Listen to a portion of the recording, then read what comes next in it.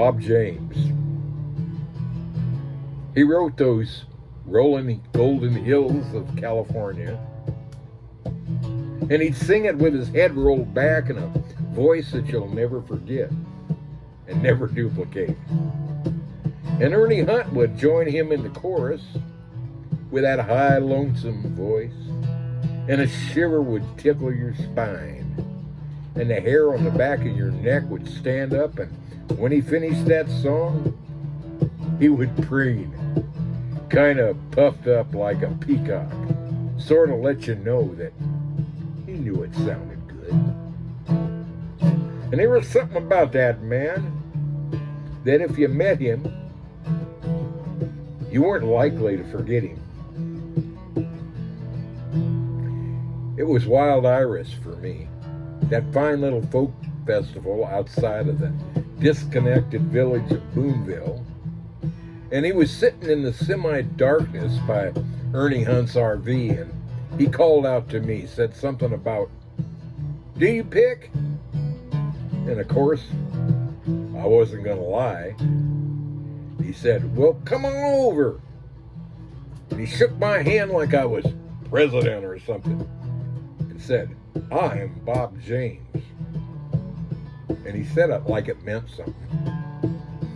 And that handshake and Ernie Hunt's hospitality were the keys to the kingdom, to a whole new world that I always thought was there, but I never discovered until that night.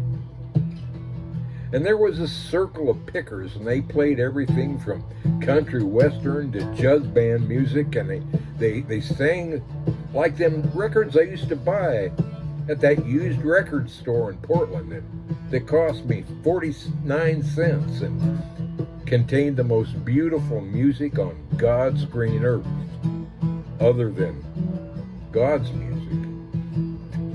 And I drank it in like a desperate man walking through 100 miles of sand.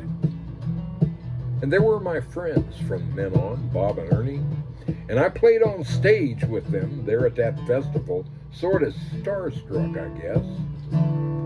Bob knew every song ever written, and Ernie knew all the choruses, and he called up Utah Phillips on stage because Bob never knew a stranger. And because I reckon he wanted everyone to know that he'd played with him. And Utah was hanging out with Brino the Clown, and he was wearing one of those Brino red rubber ball noses. So he left it on to sing with us. But somehow it seemed natural, there with Bob James, being bigger than life. And he moved to Arkansas. It was kind of like the color went out of the campground. And I kept looking for him, expecting he'd show up with his guitar hanging in front of him, mentoring a bunch of new pickers, singing gospel on a Sunday morning, singing "You Are My Sunshine" in the middle of the festival crowd in Grass Valley. But he was gone.